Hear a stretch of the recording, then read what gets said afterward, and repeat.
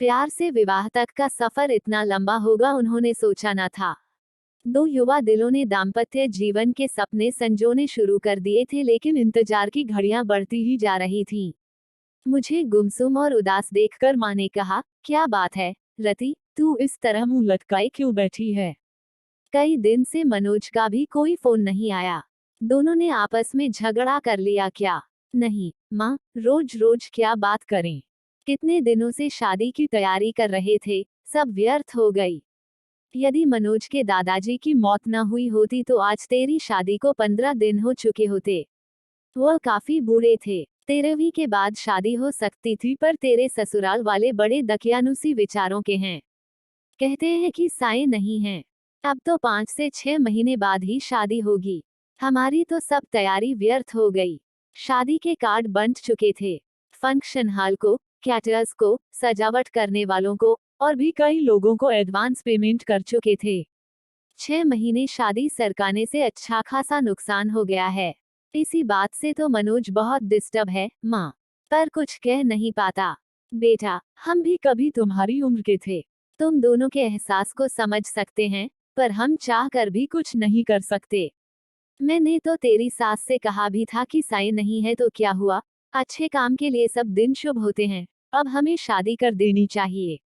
मेरा इतना कहना था कि वह तो भड़क गई और कहने लगी, आपके लिए सब दिन शुभ होते होंगे, पर हम तो सायों में भरोसा करते हैं। हमारा इकलौता बेटा है, हम अपनी तरफ से पुरानी मान्यताओं को अनदेखा कर मन में कोई वहम पैदा नहीं करना चाहते। रति सोचने लगी कि मम्मी इससे ज्यादा क्या कर सकती हैं और मैं भी क्या करूं। मम्मी को कैसे बताऊं कि मनोज क्या चाहता है। नर्सरी से इंटर तक हम दोनों साथ साथ पढ़े थे, किंतु दोस्ती इंटर में आने के बाद ही हुई थी। इंटर के बाद मनोज इंजीनियरिंग करने चला गया और मैंने BSc में दाखिला ले लिया था। कॉलेज अलग होने पर भी हम दोनों छुट्टियों में कुछ समय साथ बिताते थे।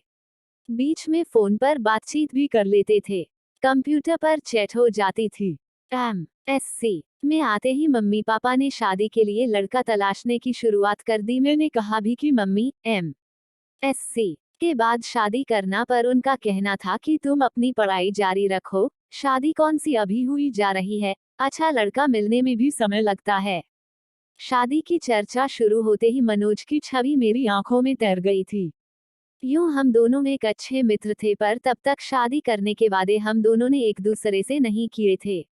साथ मिलकर भविष्य के सपने भी नहीं देखे थे, पर मम्मी द्वारा शादी की चर्चा करने पर मनोज का ख्याल आना, क्या इसे प्यार समझूं?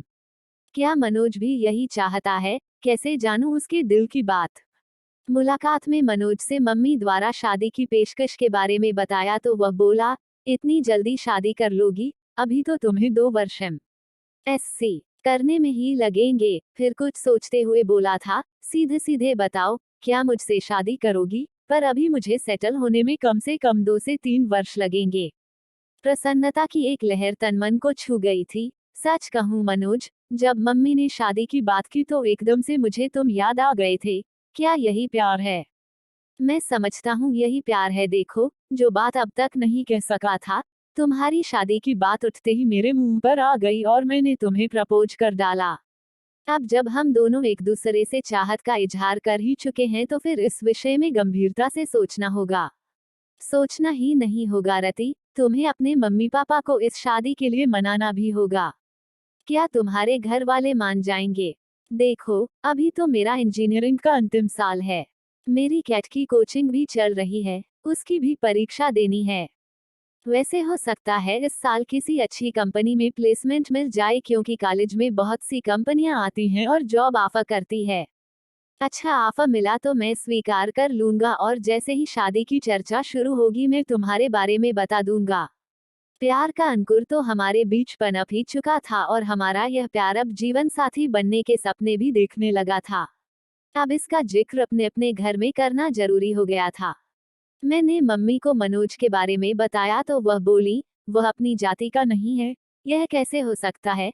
तेरे पापा तो बिल्कुल नहीं मानेंगे। क्या मनोज के माता पिता तैयार हैं? अभी तो इस बारे में उसके घर वाले कुछ नहीं जानते। फाइनल परीक्षा होने तक मनोज को किसी अच्छी कंपनी में जॉब का ऑफर मिल जाएगा और रिजल्ट आते ही वह कंपनी ज्वाइन कर लेगा। उसके बाद ही वो अपने मम्मी पापा से बात करेगा। क्या जरूरी है कि वो मान ही जाएंगे? मम्मी, मुझे पहले आपकी इजाजत चाहिए। यह फैसला मैं अकेले कैसे ले सकती हूँ? तुम्हारे पापा से बात करनी होगी। उनसे बात करने के लिए मुझे हिम्मत जुटानी होगी। यदि पापा तैयार नहीं हुए तो तुम क्या करोगी? करना क्या है मम्मी? शादी होगी तो आपके आशीर्वाद से ही होगी, वरना नहीं होगी।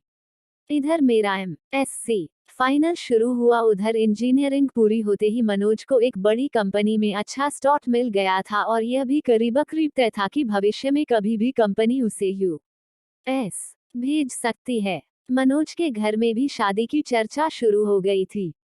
मैंने मम्मी को जैसे तैसे मना लिया था और मम्मी ने पापा को, किंतु मनोज की मम्मी इस विवाह के लिए बिल्कुल तैयार नहीं थी। इस फैसले से मनोज के घर में तूफान उठ खड़ा हुआ था। उसके घर में पापा से ज्यादा उसकी मम्मी की चलती है। ऐसा एक बार मनोज ने ही बताया था। मनोज ने भी अपने घर में ऐलान कर दिया था कि शादी करूंगा तो रति से, वरना किसी से नहीं। कहानी पसंद आई हो तो वीडियो को लाइक और चैनल को सब्सक्राइब करें।